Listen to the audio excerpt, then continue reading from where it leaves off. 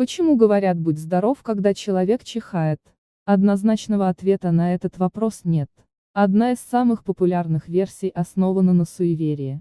Так на Руси считалось, что если родители не будут говорить «будь здоров, ангел-хранитель», когда чихает их ребенок, его заберет черт. А сотни лет назад в Европе чихающему говорили «Бог в помощь для защиты от чумы».